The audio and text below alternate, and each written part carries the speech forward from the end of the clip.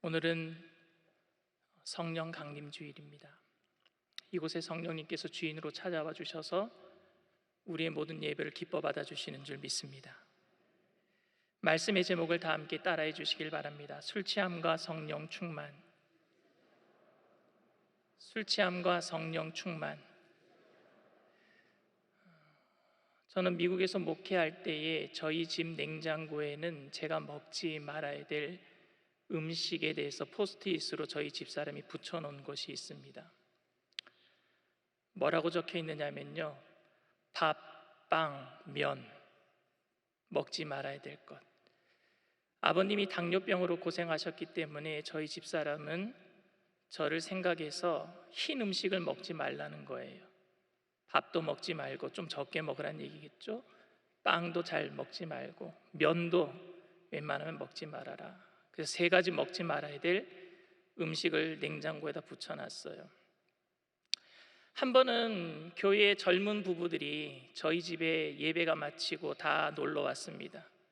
놀러 와서 저걸 본 거예요. 포스트잇에 목사님 드시지 말아야 될 거 밥, 빵, 면. 근데 젊은 부부들이 아이들 따로 놀고 어른들 따로 이야기하면서 놀고 있다가 배가 고팠어요. 그래서 제가 목회했던 그곳에 주립대학교가 있는데 주립대학교 교수님들이 많았거든요. 저희 교회에 교수님 한 분이 빵을 사러 갔다 오셨어요. 그래서 빵을 사와서 빵을 다 같이 나눠 먹었습니다. 아이들에게는 피자를 시켜주고. 근데 그렇게 먹었는데도 배가 또 고픈 거예요. 여럿이 먹으니까 많이 먹질 못하잖아요. 그래서 목사님, 라면 끓여 먹으면 안 되냐고. 그래서 라면 먹읍시다. 그래서 라면을 또 끓였어요. 라면을 맛있게 먹었어요. 그래도 또 배가 고픈 거예요. 교회에서 가져온 찬밥이 있거든요. 찬밥을 말아 먹읍시다. 그래서 밥도 말아 먹었습니다. 그래서 그날 교수님 한 분이 저한테 그러더라고요. 냉장고에 적혀 있는 걸 다 먹고 났으니까 목사님 오늘 그랜드슬램 했습니다. 그날 밥빵면 다 먹은 거예요. 집사람이 저한테 그럽니다. 가족들을 사랑한다면 밥을 좀 적게 드세요. 몸 조심하라는 얘기겠죠. 근데 저는요, 그것을 그냥 그렇게 쉽게 받아들이지 못합니다. 꼭 어깃장을 놓습니다. 그러면 가족 사랑하면 밥을 적게 먹는 것은 가족 사랑하는 것인가? 밥을 적게 먹을 테니까 고기 좀 많이 줘봐.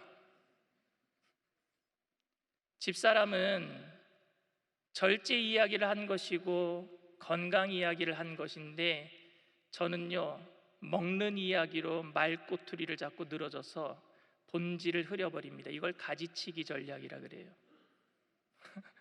본질을 흐려버려서 제가 먹고 싶은 건 먹겠다라는 얘기죠. 그런데 오늘 본문 말씀도 술 이야기로 생각하는 사람들이 너무 많습니다. 술 취하지 말라 그러니까 그러면 취하지 않도록 먹으면 되겠네? 술 이야기로 본질을 흐려버리려고 합니다. 술을 먹어도 되느냐 안 되느냐 이렇게 따집니다.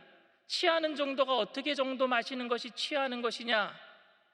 머리에다가 넥타이를 메고 책상 밑으로 기어 들어가야지 취한 겁니까? 부엌이 화장실인 줄 알고 그곳에 가서 볼일을 보는 게 취한 겁니까? 그 정도 돼야지 취한 거니까 대충 조금 마셔도 괜찮다라고 생각하고 이 말씀 가지고 그렇게 해석하는 건 여러분 본질을 흐리는 일이란 말입니다. 술 취하지 말라 그랬는데 이 술은 헬라어로는 포도주를 이야기하는데 포도주를 먹고 웬만해서는 잘 안 취하거든요. 취할 정도로 마시는 것은 중독된 것이니까, 그러니까 포도주 먹고 웬만큼 취해도 취한 것은 아니다라고 하는 궤변을 늘어놓기도 합니다.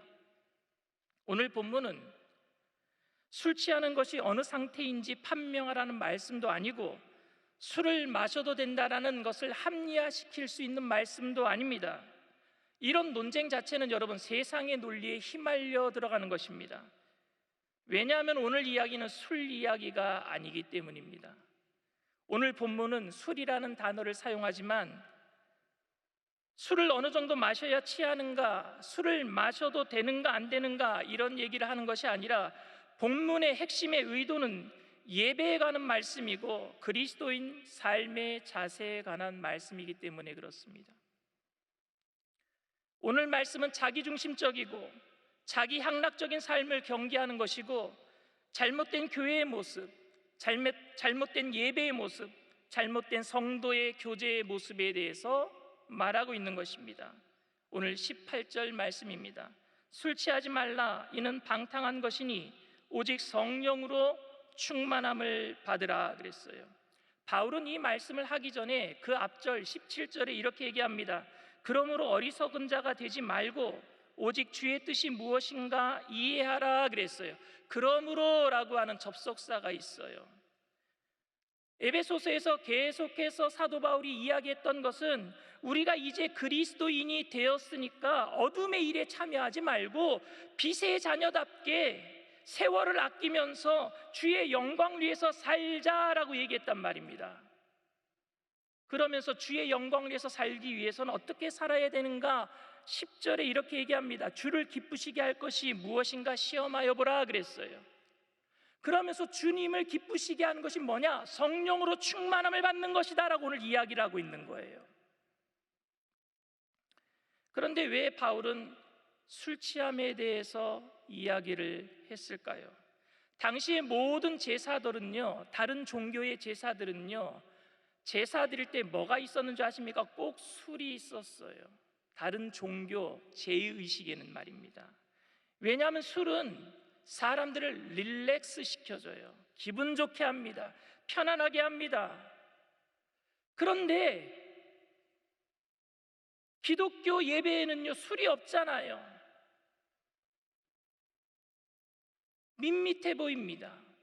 재미가 없어 보입니다. 여러분, 오늘 우리가 좀 더 열정적이고 기분 좋게 예배 드리는 거 쉬워요. 저 뒤쪽에서 술 한 잔씩 나눠주면 됩니다. 그러면 찬양할 때 저절로 손이 올라갈걸요. 이 앞에 나와서 춤추지 말라 그래도 춤을 출걸요. 나와서. 어떤 분이 그러더라고요. 교회는 술이 없어서 원수가 더 원수가 된다고. 술은 원수도 친구로 만드는데 교회에 갈등이 많은 이유가 교회는 술이 없어서 갈등이 많다라고 얘기하는 사람들도 있습니다. 여러분, 이런 말이 이해가 됩니까?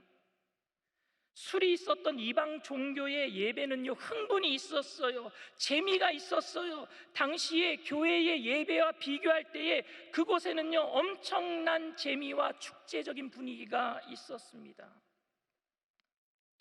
그래서 예배 드릴 때에 애찬식을 했던 성도들 사이에서 우리들도 좀 애찬식에 포도주를 좀 많이 마시면 안 되겠니? 이런 말이 나왔던 것 같아요. 그래서 좀 더 마셨는지 모르겠습니다. 마시니까 기분이 더 좋아졌어요. 좋은 교제가 이루어지는 것 같아요. 소통이 원활해졌습니다. 여러분들 이 상황에 대해서 어떻게 생각하십니까? 그들이 포도주를 애찬용으로 마셨는가, 취하도록 마셨는가가 중요한 것이 아닙니다. 문화적으로 차이가 있어서 선뜻 받아들여지지는 않지만 이 문제는 사실 술의 문제가 아니란 말입니다. 교인들이 모여서 술을 마셨는가 안 마셨는가가 논쟁의 핵심이 아니라 하나님께 영광을 돌리고 하나님께 찬양하고 하나님을 생각하는 예배보다는 자기 만족을 위해서, 자기 재미를 위해서, 자기 흥분을 위해서 예배를 드렸단 말입니다. 이게 문제란 말입니다. 오늘 예배가 나를 얼마나 기쁘게 해주고 나를 얼마나 업시켰는가가 이게 관심이 되고 있단 말입니다. 오늘날 교회 예배도 문제가 심각하다고 저는 생각합니다. 오늘 바울은 자신의 열정과 축제의 분위기를 만들기 위해 기분을 업시키는 모든 행동을 술 취함이라고 얘기하고 있고, 이는 방탕한 것이라고 말하고 있는 것입니다. 오히려 성령으로 충만함을 받으라 라고 말하고 있습니다. 해석이 다를 수는 있지만 술 취함의 현상과 성령 충만의 현상이 비슷하기 때문에 예수 믿는 사람들 중에 술 취하지 말고 성령으로 취하라 라고 하는 말을 하는 사람들이 있는데 저는 이 말에 동의할 수 없습니다. 그 이유는 술에 취한 상태 해롱해롱하는 것처럼, 자기가 자기 힘으로 못하니까 술 기운에 하는 것처럼 우리는 의식이 없는 가운데 무아지경 속에서 성령이 오셔서 무아지경 속에서 구름 위에 둥둥 떠다니는 것처럼 나는 아무런 의식이 없는데 하나님이 성령이 시키는 대로 하는 게 성령 충만이라고 생각한단 말입니다. 술에 취한 사람처럼 성령에 취하면은요, 바닥에 들어 누워서 짐승 소리를 내는 사람들도 있었어요. 여기서 느끼는 것은 그런 술 취함과 같은 현상을 거부하라는 얘기예요. 우리가 신앙생활하면서 그냥 기분이 업되기 위한 수단으로 성령을 말할 수 없습니다. 성령이 오셔서 여러분들 기분을 업시키기 위해서 오십니까, 여러분? 성령으로 충만함을 받으라는 의미는 무엇일까요? 영어 성경에는 be filled with the Holy Spirit 이라고 얘기했어요. with라고 하는 전치사를 씁니다. with the Holy Spirit. with는 뭐뭇으로 라고 하는 전치사예요. 두 가지 의미가 있습니다. 오늘 술 얘기를 했으니까 또 술 얘기를 할게요. 술통이 여기 하나 있다고 생각합시다. 어떤 사람이 그 술통을 돈을 주면서 채우라고 합니다. 두 가지가 나타날 수 있어요. 한 가지는 뭐냐? 돈으로 술통을 저금통처럼 생각하고 돈으로 채우는 거예요. 술통을 채우라고 했으니까. 그럼 돈은 여러분 술통 안에 내용이 되고 목적이 됩니다. 근데 어떤 사람은 돈을 주면서 술통을 채우라고 하니까 돈으로 술을 사서 술통을 술로 채웁니다. 그러면 그때 돈은 내용이 아니라 수단이 됩니다. 술을 사는 수단이 되는 거예요. 여러분, 성령으로 채우라는 의미는 무엇일까요? 성령으로 채우란 말은 성령이 내 안에 들어오셔서 내가 무아지경이 돼서 술 취함같이 나는 아무런 의식이 없고 나는 용기도 없는데 성령이 술 취한 것 같이 나를 용기 내게 하셔서, 그럼 성령은 목적이 되는 거예요. 근데 여러분, 성령이 수단이라면요, 성령을 통해서 나에게 뭔가 채워넣을 것이 있는 그 수단이라고 한다면 어떤 것이겠습니까? 에베소서 1장부터 5장까지 사도 바울은요, 우리 안에 채워질 것에 대해서 계속 얘기했는데 그것이 무엇이냐면 예수 그리스도 복음의 은혜였었어요. 예수 그리스도 복음의 은혜 말입니다. 성령으로 인해서 무엇이 채워져야 되느냐? 성령은 예수님의 영이시니까 예수님을 통해서 복음의 은혜가 우리 가운데 채워져야 될 줄 믿습니다. 천국에 대한 소망으로 이 땅에 힘들고 어려운 삶을 이겨내는 그 천국 소망, 복음의 은혜 말입니다. 그게 누가 채우시느냐? 성령으로 채워진단 말입니다. 성령 충만한 모습에 대한 묘사가 그 다음 절에 너무나도 잘 기록되어 있어요. 19절부터 21절까지 말씀입니다. 시와 찬송과 신령한 노래로 서로 화답하며 너희의 마음으로 주께 노래하며 찬송하며 범사의 우리 주 예수 그리스도의 이름으로 항상 아버지 하나님께 감사하며 그리스도를 경외함으로 피차 복종하라 그랬어요. 18절에 성령으로 충만함을 받으라 그런 다음에 19절부터 21절에 이렇게 얘기를 합니다. 성령 충만함에 대해서. 여러분, 19절부터 21절의 모든 동사는요 5가지 동사가 나와요. 화답하고 노래하며 찬송하며 감사하며 복종하는 것, 5가지가 나오는데 이 동사가 다 분사형입니다. 여러분들 문법을 배웠으면 알 거예요. 분사는요 본동사가 있어서 본동사를 꾸미는 동사를 분사형 동사라 그럽니다. 저만 유식한가요? 이 5가지 동사가 본동사를 꾸며요. 그 본동사가 뭐냐? 성령으로 충만함을 받으라예요. 그 성령으로 충만함을 받기 위해서는 5가지를 하라는 얘기예요. 그것이 뭐냐? 시와 찬송과 신령한 노래들로 서로 화답하는 것이고 마음으로 주께 노래하며 찬송하는 것이고 범사 예수 그리스도의 이름으로 항상 하나님께 감사하는 것이고 그리스도를 경외함으로 피차 복종하는 것, 그것이 성령 충만의 모습인 줄 믿습니다. 그래서 오늘 말씀은 술 취하지 말라라고 경계하고 있는 겁니다. 이것은 자기를 기분 좋게 하는 현상을 따라가지 말라는 거예요. 예배 드릴 때 술에 가는 얘기가 아니라 예배 중에 술 취함과 같은 현상과 같은 체험을 따라가지 말라는 얘기예요. 예배 중에 감동과 감격이 틀리고 나쁘다는 얘기가 아닙니다.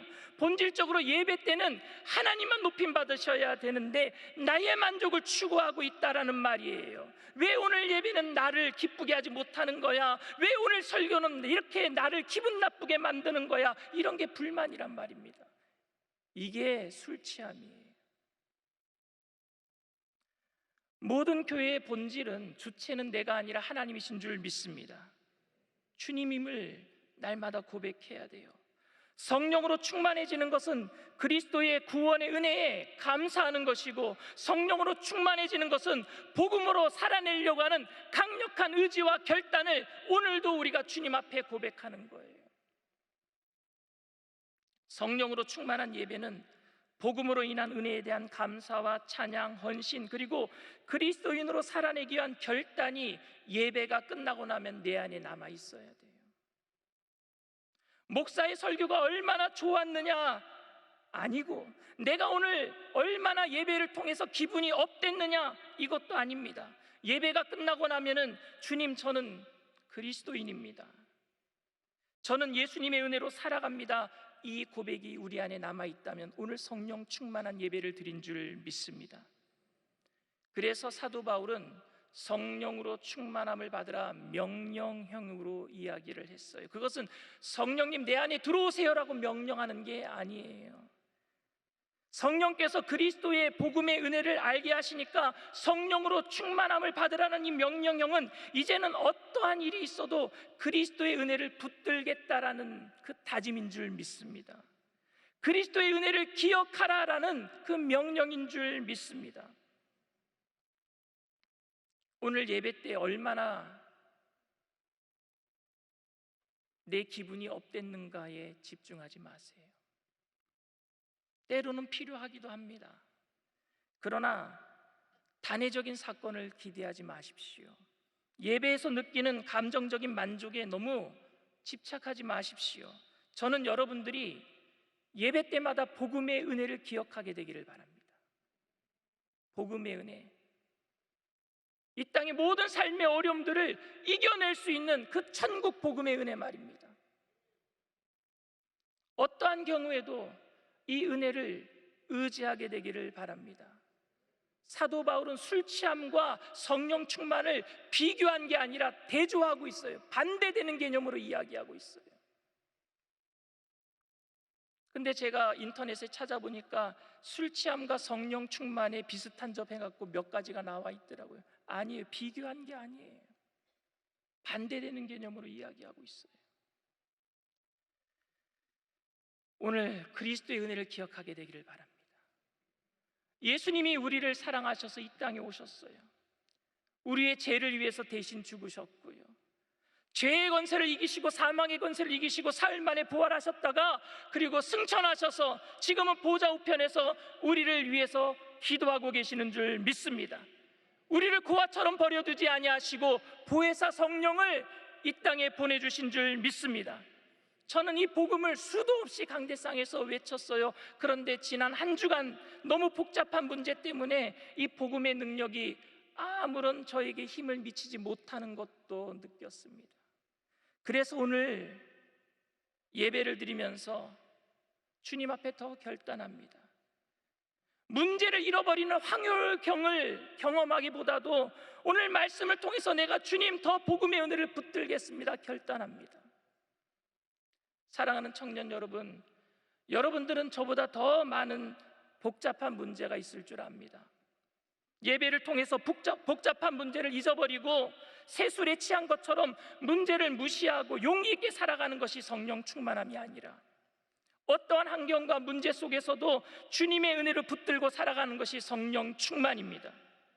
예배가 끝날 때에 술에 취한 것처럼 만족함이나 황홀경이나 용기가 나지 않더라도 주님을 끝까지 붙들고 살겠다는 결단이 섰다면 여러분들은 오늘 성령 충만한 예배를 드린 줄 믿습니다. 성령 충만한 사람은 어떠한 상황 가운데서도 문제보다도 주님을 생각하는 사람이에요. 주님이 보이는 사람이에요. 어떠한 환경 속에서도 성령 충만함으로 복음의 은혜를 기억하면서 이 세상이 감당하지 못하는 주님의 일꾼으로 쓰임받는 저와 여러분들이 다 되시기를 주님의 이름으로 축원을 드립니다. 이 시간 잠시 말씀을 생각하시면서 묵상으로 기도해 주시기를 바랍니다.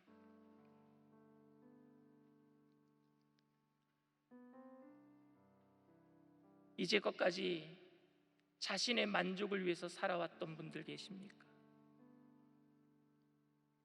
예수님을 믿지 못하고 이 세상 가운데 욕심스럽게 살다가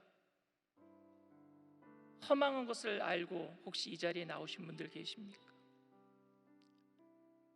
예수님을 믿다가 교회를 떠나서 탕자처럼 멀리 갔다가 아버지 집이 그리워서 다시 이곳에 오신 분들 계십니까?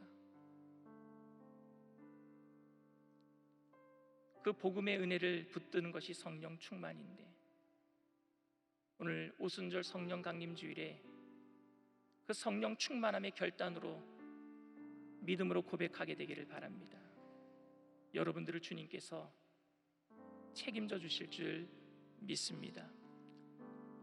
믿음의 고백을, 믿음의 기도를 따라해 주시길 바랍니다. 하나님 아버지, 저는 죄인입니다. 어디에서 와서 왜 살며 어디로 가는지 알지 못하고 방황하며 살았습니다. 저의 죄를 위하여 십자가에서 죽으시고 부활하신 예수님을 제 구주로 모셔드립니다. 저는 하나님의 자녀가 되었습니다. 지금부터 영원토록 주님과 함께 살겠습니다. 예수님의 이름으로 기도드립니다. 아멘. 할렐루야. 진심으로 여러분들을 환영합니다. 삶의 예배란 찬양인데 이 찬양 드리고 다 같이 기도하겠습니다.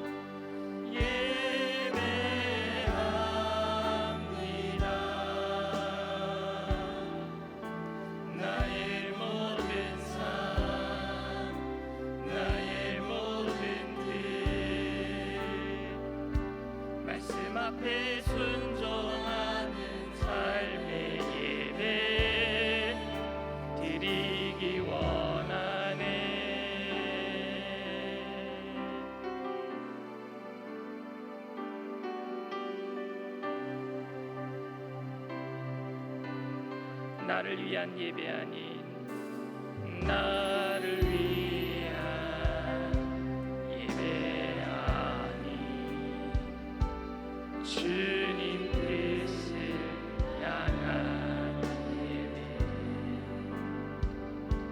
내 마음과 정성 다하여서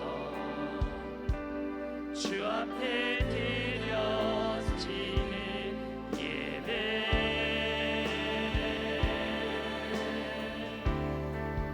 주 앞에 엎드려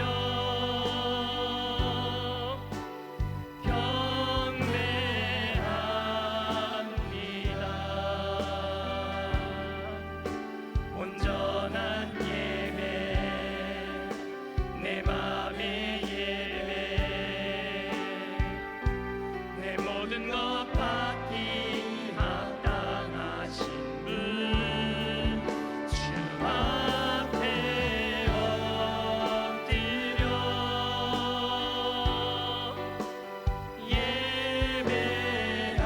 예배합니다. 나의 모든 삶 나의 모든 뜻 말씀 앞에 순종하는 삶의 예배 드리기 원하네.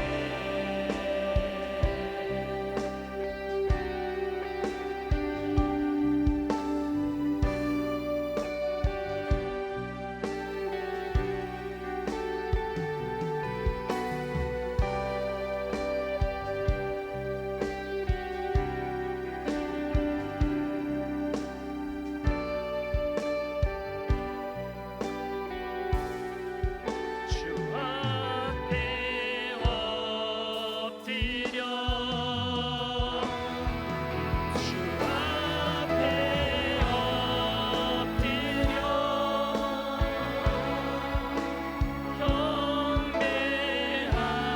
경배합니다. 온전한 예배 내 맘의 예배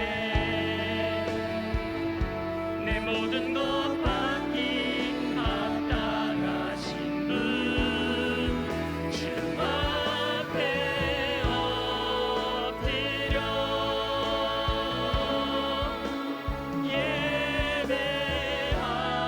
예배합니다. 나의 모든 삶 나의 모든 뜻 말씀 앞에 순종하는 삶에 주 앞에 엎드려 주 앞에 엎드려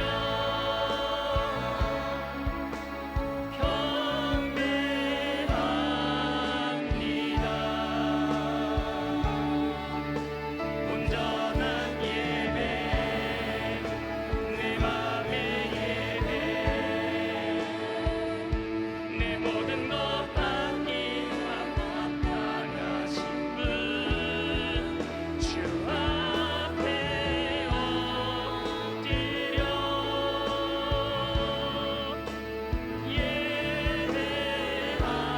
예배합니다. 나의 모든 삶 나의 모든 뜻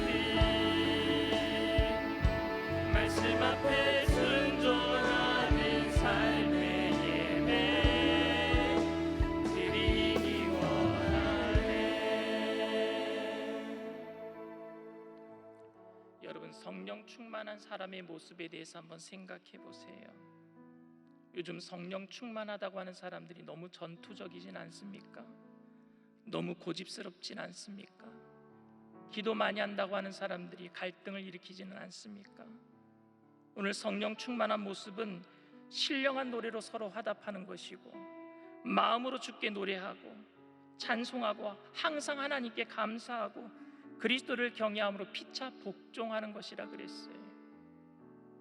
이 예배 때 아무리 내가 크게 기도하고 아무리 내가 성령 충만한 현상을 체험했다고 할지라도 온유하신 예수 그리스도의 인품의 열매를 맺지 못한다면, 이 세상의 삶을 주님의 능력으로 이겨내지 못한다면 우리는 성령 충만한 사람이 아닙니다. 오늘 이 시간 복음의 은혜를 붙잡겠습니다. 예수 그리스도의 십자가의 은혜를 생각하면서 삶의 어려움을 이겨내겠습니다. 그리고 온유 겸손하신 예수님의 모습으로 이 땅에 빛으로 소금으로 살겠습니다. 오순절 성령 충만의 역사가 오늘도 일어날 때 우리를 통해서 하루에 3,000명, 5,000명씩 기적적으로 주님께 돌아오는 역사 이루어 주시옵소서. 우리를 주님의 선한 도구로 사용하여 주시옵소서. 우리 주님 세 번 부르고 통소로 앉으리 기도하겠습니다. 주여, 주여, 주여. 할렐루야. 사랑과 은혜가 풍성하신 좋으신 하나님 아버지,